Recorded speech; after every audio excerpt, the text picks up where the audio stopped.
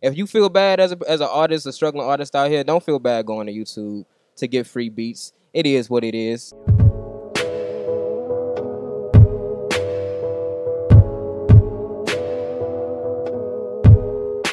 Welcome back, guys, and you're tuned in to Social Status and Media. As you know, I'm your girl Lex, and we're here with my homeboy, the 90's kid, Rudy Rhymer. Hey, out here, what's good? Yes. Happy to be here. So earlier, y'all was talking about his hair. Go on, give the camera like a little look at Oh that. yeah, you know what I'm saying? Just a little, you know what I mean? Y'all, now look at the blocks, ladies. You know what I mean? I had to tell him I'm copying this style. Yeah.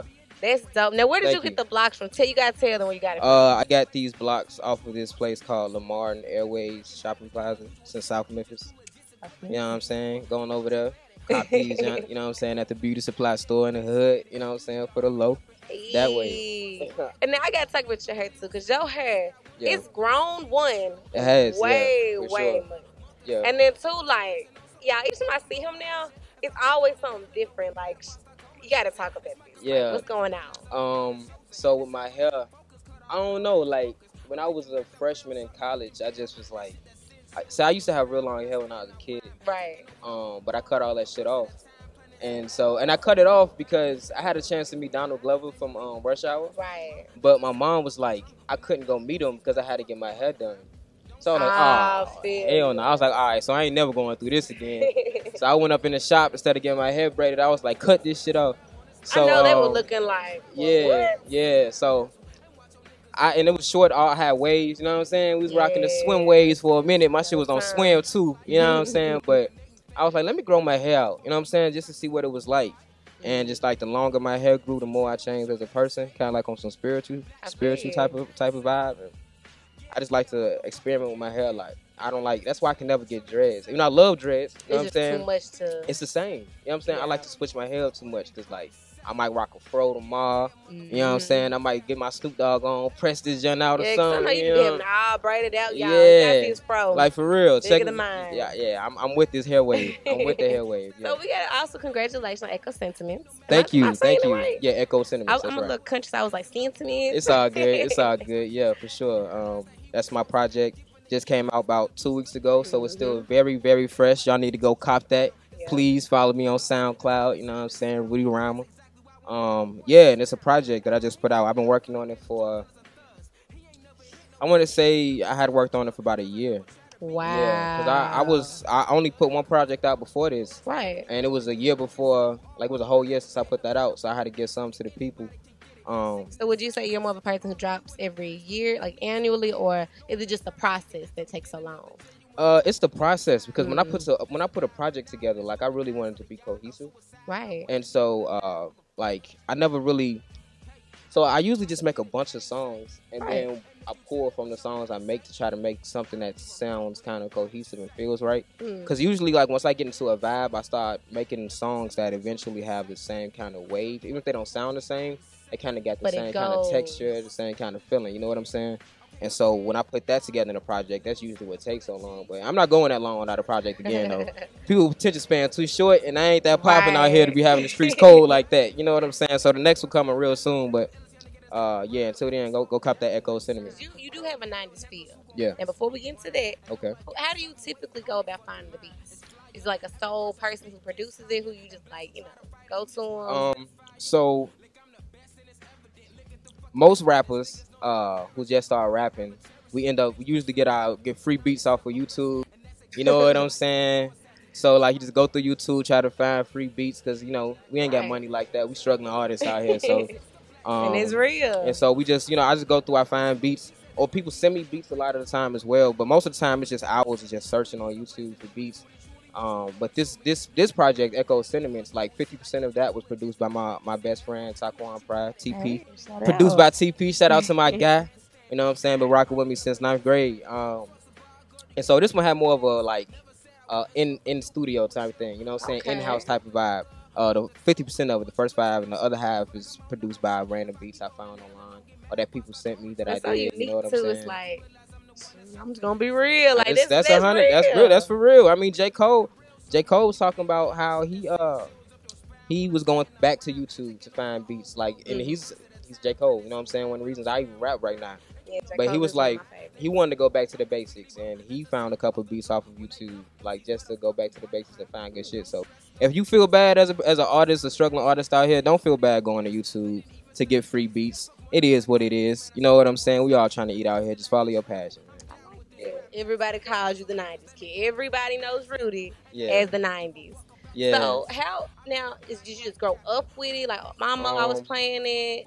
You know, How did it stick? I have a weird background, like with music, because like growing up, my parents didn't listen to rap at all. And like my parents are kind of older than a lot of my other homies' parents. So my parents are like 55. Okay. You know what I'm saying? They're a little older, so and they don't listen to rap. You know what I'm saying? So I didn't grow up listening to nothing outside of like whatever was popping on the radio. Right. That's what I listened to.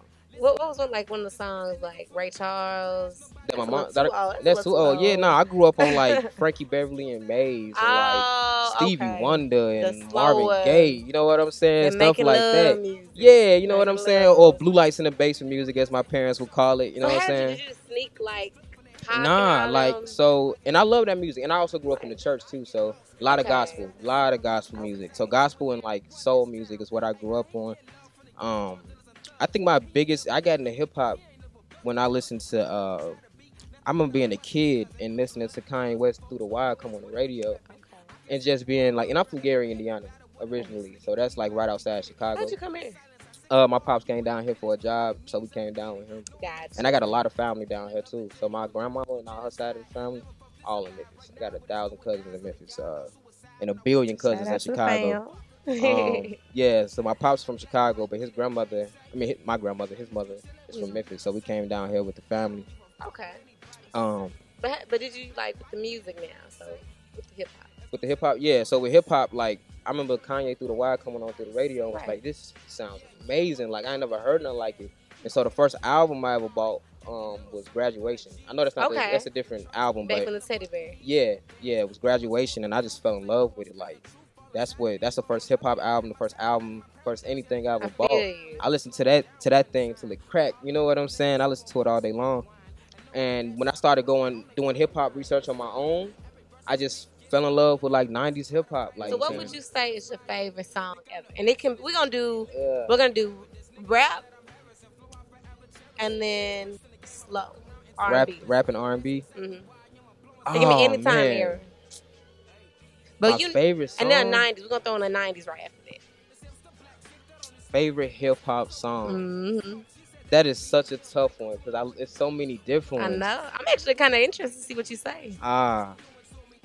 I might have to go with probably either Biggie Smalls' Machine Gun Funk or you looking like if I choose the wrong answer. Yeah, but another one with Biggie featuring Method Man called The What. I love that song. Okay. Cause them dudes rapping their ass off on that song. Like back then, they that's one of my favorite. That's one of my favorite like hip hop bars. Is in that jump with Method Man. He came on the track. He was like, "THOD man, here I am. I'll be damned if this ain't some shit. Come to spread them butter lyrics over harmony grits." I was like, "What?" We can say it's his favorite. Butter lyrics over harmony grits. That's the hardest shit ever.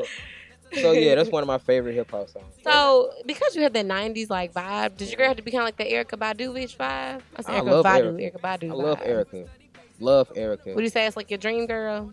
One of for sure. Okay. You know what I'm saying? Without a doubt. Hey, shout out to Miss Erykah, man. Huge inspiration. Her lyrics are insane. Mm-hmm. You know what I'm saying?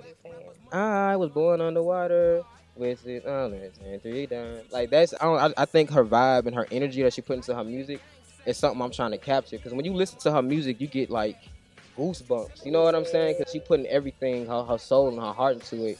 And I want that same reaction. Videos too. So yeah, absolutely. And I want that same reaction for people when I make music. So I love Erykah, definitely. Okay. Now you said one of them. Who the other ladies? Other ladies that I think is pretty? Let's say Dream Girl. Man, Dream Girl. I want to see what ladies they want to see. What kind of girl you want? Man, right now, even I got a shorty right now. You know what I'm saying? All that. But that being said, like, man, SZA's so fine. Like, I can't even get over it. SZA is so gorgeous. She is pretty. She's so gorgeous. I'm going to have to go with SZA right now. That's probably my biggest crush for sure right now. Me, I'm sure, and a million other dudes, but I'm going to have to go with SZA. She's gorgeous. Okay, well, make sure. Y'all make sure to follow him. Make sure to listen to Echo Sentiments. Echo Sentiments, please. Follow me on Instagram, LILRUDY. Follow me on Twitter, LILRUDE_OFF. I know that's a weird ass thing, but Lil Rudolph, follow me. Holla at me. Out here. Make sure to like, subscribe to the page. Follow him, and we out. Hey, that way. Taking over the whole globe, one verse at a time. Planets align, but I'm swear I'm divine. And you know niggas be lying. They really with that bump, spiggity bump.